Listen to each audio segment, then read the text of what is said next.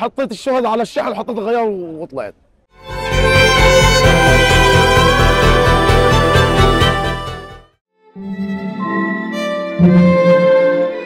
Israeli দখলদার বাহিনীর হামলায় যেন মৃত্যুপুরীতে পরিণত হয়েছে ফিলিস্তিনের গাজা উপত্যকা। চারদিকে শুধু ধ্বংসস্তূপ থেকে বাতাসে ভেসে আসছে লাশের গন্ধ।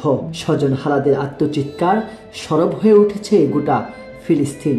মায়ের কোলে শিশুর নিথর দেহ, ছেলের ঘাড়ে বাবার লাশ, আবার কখনো কখনো বাবার কাঁধে ছেলের লাশের করুণ এমন চিত্র কাঁদাচ্ছে বিশ্ববিবেককে।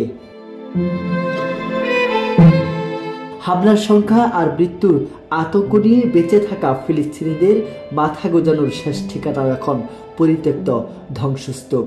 তবু বেঁচে থাকার লড়াই হিসেবে কয়েকশো ফিলিস্তিনি আশ্রয় নিয়েছে বুলেটের আঘাতে জর্জরিত হওয়া পরিত্যক্ত কারাগারে, যে কারাগার তৈরি করা হয়েছিল চোর ডাকাত খুনি অপরাধীদের শোধনগার হিসেবে।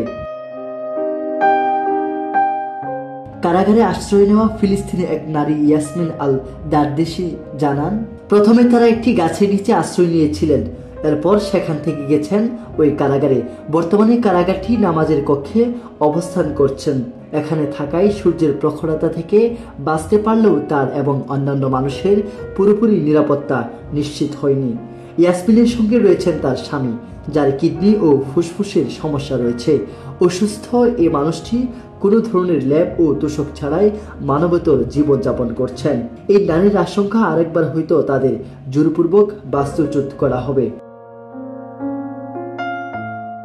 দখলদার ইসরায়েল দাবি বেসামরিক মানুষের নিরাপত্তা নিশ্চিত করে তারা গাজায় অভিযান চালাচ্ছে, কিন্তু ফিলিস্তিনিরা বলছেন ইসরায়েলি হামলায় তারা সব হারিয়েছেন, এখন তাদের যাওয়ার আর কোনো নিরাপদ জায়গা নেই। তাদের সংখ্যা আরেকবার হয়তো বাস্তুচ্যুত হতে হবে তাদের। গত 13 জুলাই আল মাওয়াসিম নামে একটি জায়গায় হামলা চালায় ইসরায়েলি বাহিনী, এতে অন্তত 90 জনের মৃত্যু হয়।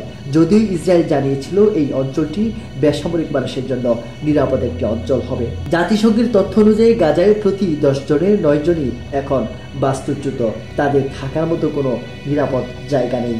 ইসরায়েলি হামলায় এখন পর্যন্ত 40,000-এর বেশি ফিলিস্তিনি নিহত হয়েছেন। আহত হয়েছেন 1 লাখেরও বেশি মানুষ, যাদের বেশিরভাগই নারী ও শিশু।